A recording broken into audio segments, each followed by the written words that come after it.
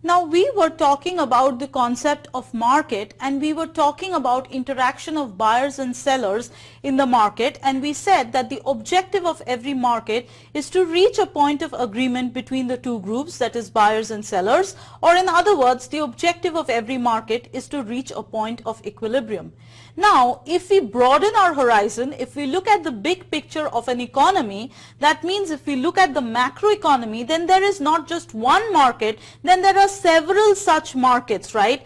There are several sets of buyers and sellers, and please understand that there might be role reversal between buyers and sellers. That means buyers of one commodity may actually be the sellers of some other commodities, or buyers at one point in time may really become sellers at another point in time. For example, if you are a seller of homemade ice cream, then you are selling homemade ice cream, but to make that ice cream, you probably need to buy some milk. So you become a buyer of milk. So the same person is a buyer of milk, but seller of homemade ice cream. And similarly, today you might be selling homemade ice cream. Tomorrow you might be taking your kids out to the zoo, and you may be buying ice cream from a local counter at the zoo. So you become a buyer of that something at another point in time.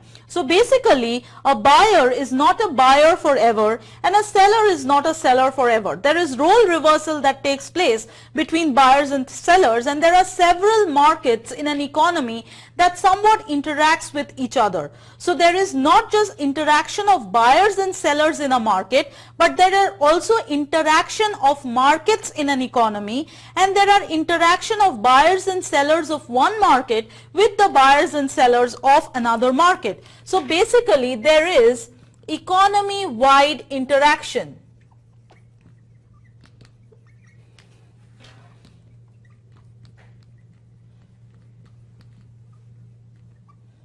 There is economy-wide interaction, the fourth principle.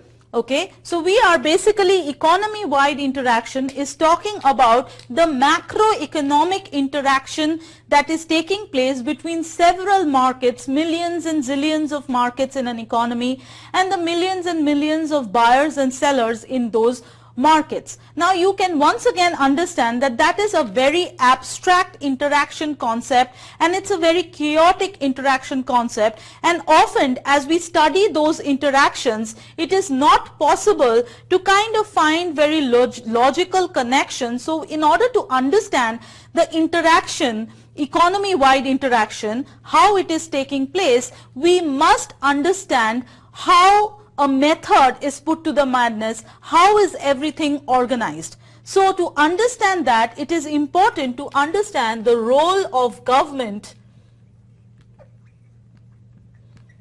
in society.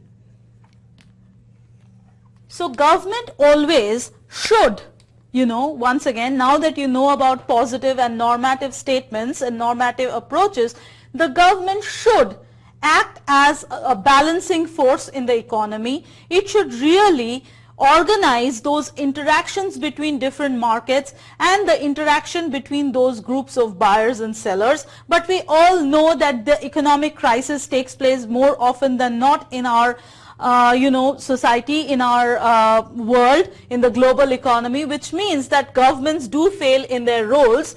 But that is something which we will take up later on in this course. But for now, we should know that the role of the government in society is really to have an organized interaction of markets, and also to have an organized interaction of buyers and sellers in the market. And the role of the government is basically executed through policies, and the government comes up with macroeconomic policies